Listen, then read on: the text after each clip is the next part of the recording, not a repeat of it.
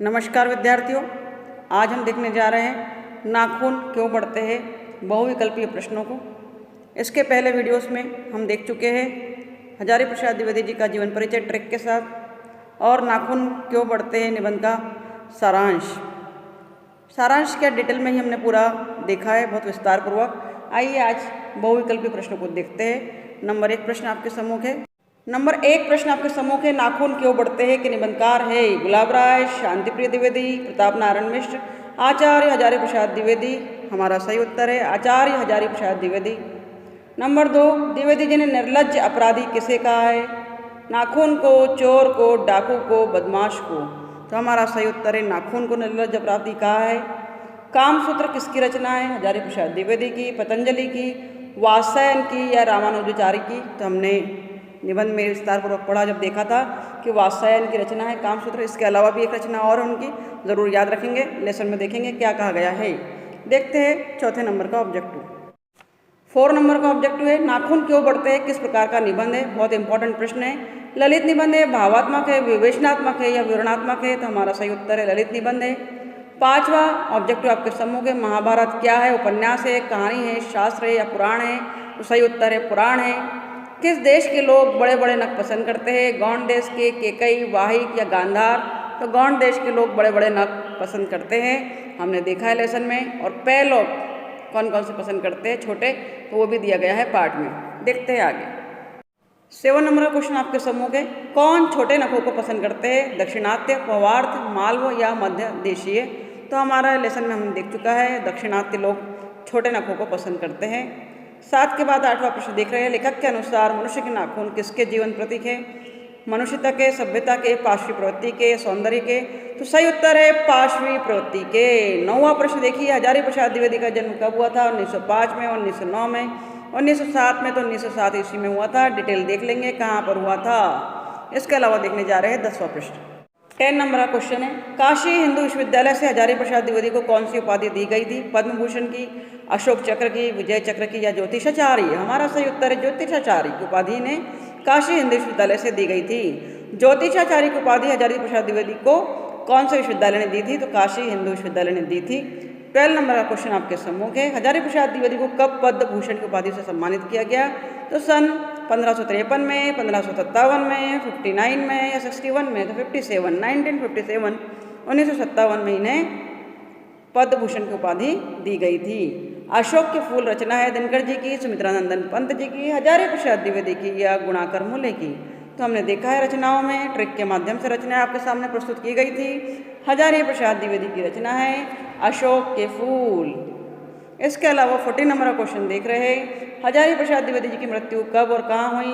1979 में दिल्ली में, 1984 अजमेर में, 1989 उत्तर प्रदेश में, 1994 कानपुर में? सही उत्तर है 1979 दिल्ली में, दिल्ली में हुई थी। 15 नंबर का ऑब्जेक्टिव आपके सम्मुख है, द्विवेदी जी को साहित्य अकादमी पुरस्कार किस रचना पर मिला? तो द्विवेदी जी को साहित्य रचना पुरस्कार आलोक पर्व पर मिला। नोट डाउन करेंगे, बहुत इंपॉर्टेंट प्रश्न है, परीक्षा के दृष्टिकोण से उपयोगी है। 16 नंबर का प्रश्न आपके सम्मुख है, नाखून का इतिहास किस पुस्तक में मिलता है? कामसूत्र में, महाभाष्य में, मेघदूत में? इनमें से कोई नहीं। तो हमारा सही उत्तर है कामसूत्र में। 17 नंबर का प्रश्न देखेंगे विद्यार्थियों, हजारी प्रसाद द्विवेदी ने डीलिट की उपाधि किस विश्वविद्यालय से प्राप्त की? मगध विश्वविद्यालय से, लखनऊ विश्वविद्यालय से, चंडीगढ़ विश्वविद्यालय से, काशी हिंदू विश्वविद्यालय से? हमारा सही उत्तर होगा लखनऊ विश्वविद्यालय से प्राप्त की। 18 नंबर का प्रश्न आपके सम्मुख है, कहानी में चंद्रकार, त्रिकोण, दंतुल, वर्तिलाकार आकृतियों का संबंध मानव के किस अंग से है? तो हमने देखा लेसन में कि जो हमारे नाखून है विविध प्रकार से बढ़ते हैं, अलग अलग प्रकार से। तो कभी चंद्राकार, कभी त्रिकोण, कभी दंतुल, कभी वर्तुलाकार। तो हमारा सही उत्तर होगा नख से। नाखून की बात कर रहे हैं और नाखून को ही नख कहा जाता है, आप जानते हैं। 19 नंबर का प्रश्न देखेंगे विद्यार्थियों, प्राचीन मानव का प्रमुख अस्त्र शस्त्र था? दांत, नाखून, पैर या पत्थर के औजार? तो नाखून ही अस्त्र के रूप में इस्तेमाल करते थे। अस्त्र और शस्त्र में क्या डिफरेंस है हमने देखा है। कभी कभी पूछ लेते हैं कि अस्त्र कहते हैं किसे, शस्त्र कहते हैं किसे? 4 ऑब्जेक्टिव दिए जाएंगे, तो लेसन में विस्तार में बताया गया है, देखेंगे। 19 के अलावा देखते हैं अगला प्रश्न 20 नंबर का। 20 नंबर के ऑब्जेक्टिव में आपके सम्मुख है, आर्यों के पास था लोहे का अस्त्र, घोड़े, मिट्टी या इनमें से सभी? तो इनमें से सभी। आर्यों के पास था लोहे का अस्त्र भी था, घोड़े भी थे, मिट्टी भी थी। 21 नंबर का प्रश्न हमारे सम्मुख है, सब पुराने अच्छे नहीं होते और सब नए खराब नहीं होते, सही बात है। ऐसा किसने कहा? पतंजलि ने, कालिदास ने, वात्स्यायन ने या कबीर ने? तो कालिदास जी ने ऐसा कहा था कि सब पुराने अच्छे नहीं होते और सब नए खराब नहीं होते। 22 नंबर का प्रश्न आपके सम्मुख है विद्यार्थियों, अलग तक का अर्थ है तेल, हल्दी, आलता या साबुन। तो आलता अलग तक का अर्थ होता है, हमने देखा था लेसन में। 23 नंबर का क्वेश्चन आपके सम्मुख है, कौन मनुष्य का आदर्श नहीं बन सकती? शेर, बदरिया, भालू, हाथी? तो बदरिया जो है मनुष्य का आदर्श नहीं बन सकती। बदरिया नहीं, बंदरिया शायद, हाँ हम बंदरिया की बात कर रहे हैं विद्यार्थियों। देखते हैं 24 नंबर का क्वेश्चन। 24 में देखिए, सिक्तक का अर्थ होता है साबुन, दर्पण, महावार या मोम। फिर लेसन पर जा सकते हैं आप, डिटेल में बताया गया, देखा है। सिक्तक का अर्थ होता है मोम। 25 नंबर का ऑब्जेक्टिव आपके सम्मुख है, सहजात वृत्तियाँ किसे कहते हैं? अस्त्रों के संचय को, स्व के बंधन को, अनजान स्मृतियों को या उपयुक्त सभी को। तो सहजात वृत्तियाँ हम अनजान स्मृति को कहते हैं विद्यार्थियों, ये देखा था हमने। और 26 नंबर का प्रश्न आपके सम्मुख है, आचार्य हजारी प्रसाद द्विवेदी की साहित्य की किस विधा में लेखन नहीं है? आलोचना में, उपन्यास में, कहानी में या निबंध में?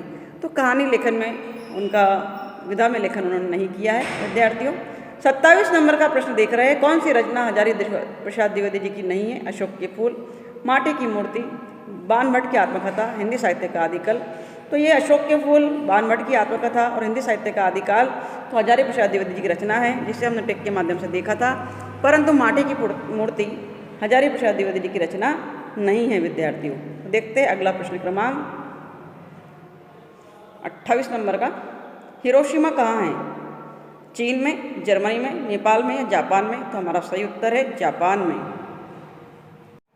29 नंबर का प्रश्न देखिए, दधीचि की हड्डी से क्या बना था? तलवार, त्रिशूल, इंद्र का वज्र या कुछ भी नहीं? तो इंद्र का वज्र बना था, सही उत्तर है। और दधीचि कौन थे विस्तार पूर्वक मैंने बताया है, देख सकते हैं आप। 30 नंबर का प्रश्न आपके सम्मुख है, देवताओं का राजा से किसे संबोधित किया जाता है? महादेव को, विष्णु को, इंद्रदेव को या ब्रह्मा जी को? तो इंद्रदेव हमारा सही उत्तर है। और अंतिम प्रश्न आपके सम्मुख है, मनुष्य की मनुष्यता यही है कि वो सबके सुख दुख को सहानुभूति के साथ देखता है। यह तथ्य किसका है? महावीर स्वामी का, कालिदास का, गौतम बुद्ध का, वात्स्यायन जी का? तो हमारा सही उत्तर है विद्यार्थियों गौतम बुद्ध का।